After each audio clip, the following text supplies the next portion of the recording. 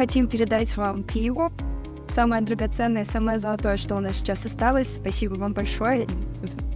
Поддержку от Кыргызско-Российского славянского университета для дальнейшего процветания в библиотеке. Мы, как студенты, считаем, что самое главное в жизни — это, конечно же, безграничная помощь, гуманизм и человеколюбие.